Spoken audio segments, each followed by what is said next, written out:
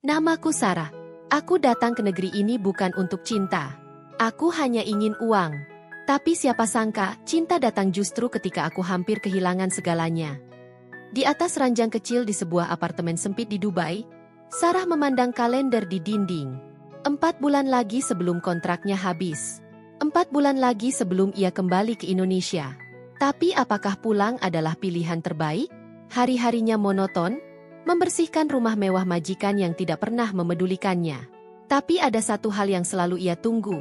Pria itu, David, putra sang majikan. Berbeda dari orang-orang di rumah itu. Lembut, peduli, dan yang terpenting, ia melihat Sarah bukan sebagai seorang pembantu. "Kenapa kamu bekerja di sini, Sarah?" tanya David suatu malam, saat mereka secara tak sengaja bertemu di dapur. Sarah terdiam. Bagaimana mungkin ia menjelaskan bahwa ia bekerja demi keluarga yang bahkan tak lagi peduli padanya? Demi mimpi yang kini terasa tak lebih dari hayalan kosong? Namun, sejak pertemuan itu, segalanya berubah. David mulai sering mencari alasan untuk mengobrol dengannya. Mulai dari cerita tentang kuliahnya, hingga kisah-kisah yang membuat Sarah merasa hidup kembali. Dan tanpa sadar, Sarah jatuh cinta. Cinta yang salah. Cinta yang terlarang. Tapi, apakah cinta harus selalu mengikuti aturan? David berdiri di depan pintu kamar Sarah malam itu. Langkahnya ragu. Tapi ada sesuatu dalam dirinya yang memaksanya mengetuk. Tok, tok, tok. Sarah yang sedang tertidur lelap terbangun. Dengan cepat, ia merapikan dirinya dan membuka pintu. "David, kenapa kamu di sini?" Suaranya berbisik, takut kalau majikan mereka mendengar. David tidak langsung menjawab. Mata coklatnya menatap lurus ke arah Sarah, seolah mencari jawaban dari pertanyaan yang bahkan belum ia tanyakan. Aku nggak bisa tidur," jawab David akhirnya. Suaranya terdengar berat. "Aku cuma butuh teman bicara." Sarah mengangguk pelan dan membiarkannya masuk. Di dalam kamar yang sempit itu, mereka duduk berdampingan. Dekat, terlalu dekat. "Kenapa kamu nggak pernah pulang ke Indonesia?" tanya David, memecah keheningan. Sarah menghela napas panjang. "Pulang buat apa? Aku nggak punya apa-apa di sana. Keluargaku, mereka hanya menganggap aku mesin uang." David menatapnya lekat. "Kamu nggak pantas diperlakukan seperti itu. Sarah, kamu berhak bahagia." Sarah menunduk. Kata-kata David terasa seperti belati yang menembus hatinya. Bahagia? Sudah lama ia melupakan kata itu. Malam semakin larut. Tapi di kamar itu, waktu seolah berhenti. Percakapan mereka berlanjut. Dari mimpi-mimpi yang tak pernah terwujud hingga luka-luka yang tak pernah sembuh. Hingga akhirnya, dalam keheningan yang penuh ketegangan, David menyentuh tangan Sarah. Lembut, namun penuh makna. "Sarah, aku tahu ini salah. Tapi aku nggak bisa lagi menyembunyikan perasaanku." Jantung Sarah berdegup kencang. "David, kita nggak boleh. Aku mencintaimu." Kata-kata itu menggantung di udara. Sarah terpaku. Di satu sisi, hatinya ingin membalas perasaan itu. Tapi di sisi lain, ia tahu risiko yang akan mereka hadapi. "David, kalau mereka tahu, kita bisa hancur," bisik Sarah, matanya mulai berkaca-kaca. David mendekat. Wajah mereka hanya berjarak beberapa inci. "Aku nggak peduli. Aku rela kehilangan segalanya, asal aku bisa bersamamu." Sarah menutup matanya.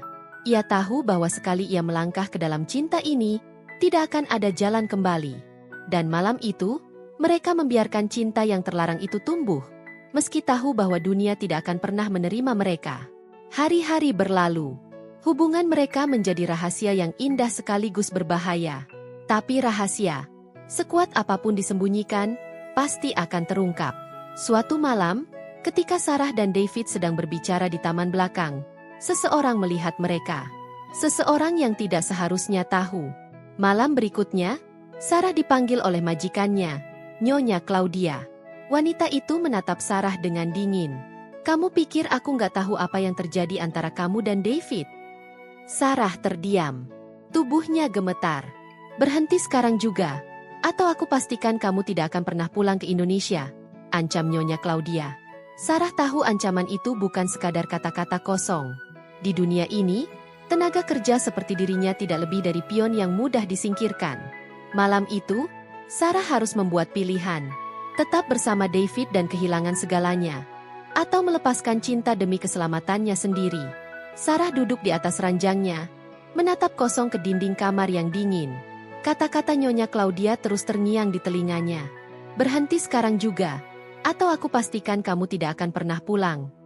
David mengetuk pintu. Wajahnya dipenuhi kecemasan. Sarah, apa yang terjadi? Ibu memanggilmu tadi, kan? Sarah menelan ludah, mencoba menahan air mata yang sudah menggenang. David, kita harus berhenti. David terkejut. Apa maksudmu? Berhenti apa? Hubungan ini, kita nggak bisa terus seperti ini. Kalau ibumu tahu lebih jauh, aku bisa dihancurkan. Kamu juga. David meraih tangan Sarah, mencoba menenangkannya. Aku nggak peduli. Sarah, kita bisa melawan mereka. Aku bisa melindungimu. Sarah menggeleng pelan. David, kamu punya segalanya di sini. Hidup, masa depan. Aku cuma seorang pembantu. Aku nggak punya apa-apa. David menatap Sarah dengan tatapan penuh luka. Kamu bukan cuma pembantu buatku. Sarah, kamu segalanya. Air mata akhirnya jatuh dari mata Sarah. Ia tahu, cinta David tulus. Tapi dunia mereka berbeda. Dan tidak peduli seberapa keras mereka mencoba, dunia tidak akan pernah menyatukan mereka. Maafkan aku, David. Sarah menarik tangannya dari genggaman David dan beranjak pergi, meninggalkan pria itu dalam kesedihan yang mendalam. Sarah berusaha fokus pada pekerjaannya, meski hatinya masih remuk. Namun, hidup selalu penuh kejutan. Suatu hari, ia menerima telepon dari seseorang yang tak terduga. Sarah, aku Andika. Ingat aku? Teman lama dari kampung. Andika adalah pria yang dulu menyukainya sebelum ia memutuskan menjadi TKW. Kini, Andika telah sukses membuka usaha di Indonesia. Aku dengar kamu masih di luar negeri. Aku ada tawaran buat kamu. Kalau kamu pulang, aku bisa bantu kamu kerja di perusahaan aku. Kamu nggak perlu jadi TKW lagi, kata Andika dengan nada percaya diri.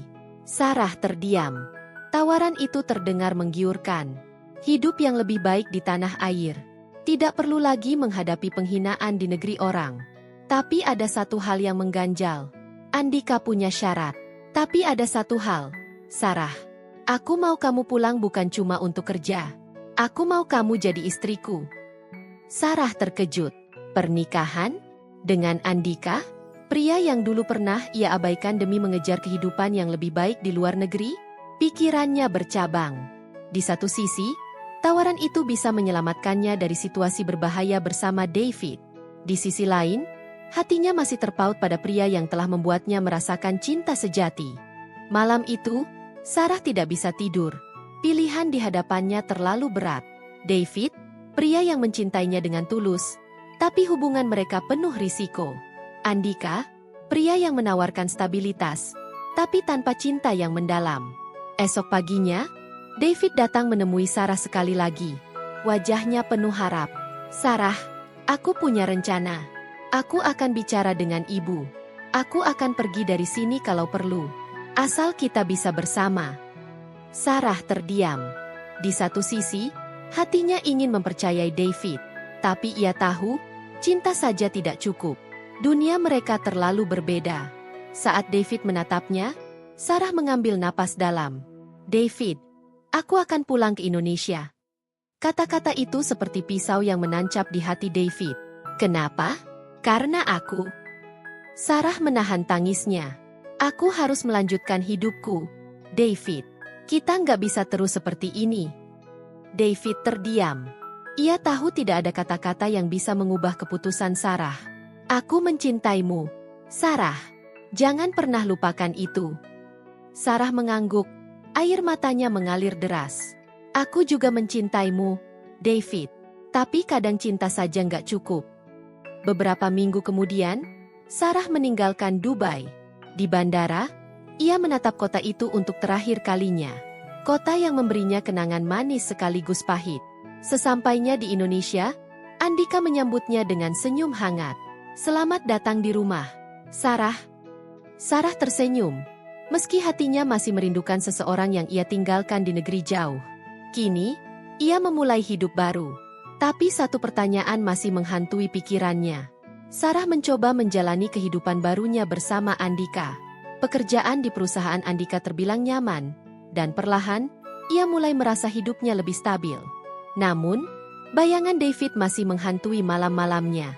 Setiap kali ia tertidur, ia bermimpi tentang senyuman David, suara lembutnya, dan sentuhan yang pernah membuatnya merasa hidup. Andika adalah pria baik.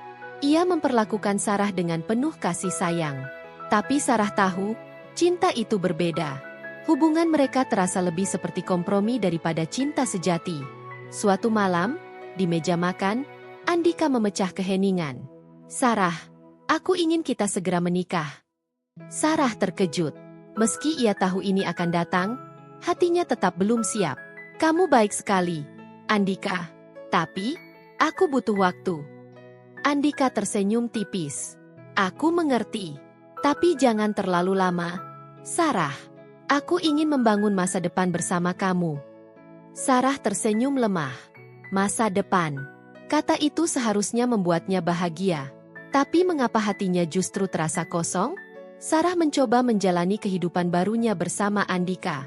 Pekerjaan di perusahaan Andika terbilang nyaman, dan perlahan, ia mulai merasa hidupnya lebih stabil. Namun, bayangan David masih menghantui malam-malamnya. Setiap kali ia tertidur, ia bermimpi tentang senyuman David, suara lembutnya, dan sentuhan yang pernah membuatnya merasa hidup. Andika adalah pria baik. Ia memperlakukan Sarah dengan penuh kasih sayang. Tapi Sarah tahu, cinta itu berbeda. Hubungan mereka terasa lebih seperti kompromi daripada cinta sejati. Suatu malam, di meja makan, Andika memecah keheningan. "Sarah, aku ingin kita segera menikah."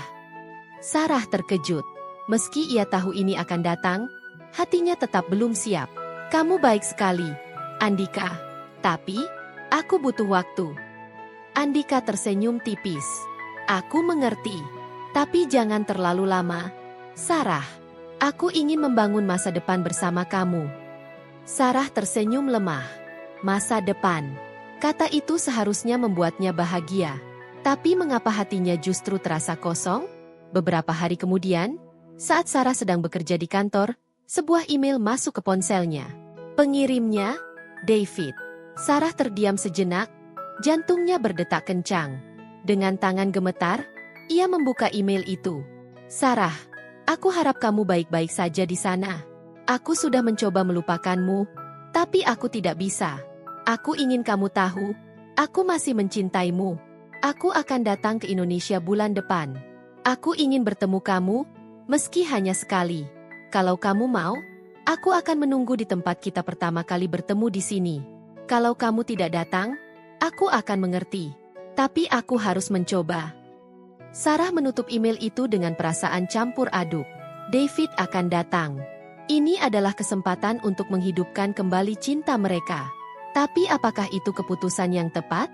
Hari yang ditunggu akhirnya tiba. Sarah berdiri di depan cermin, melihat bayangannya sendiri. Apakah ia harus pergi? Ataukah ia harus tetap bertahan bersama Andika? Di hati kecilnya, ia tahu apa yang diinginkannya.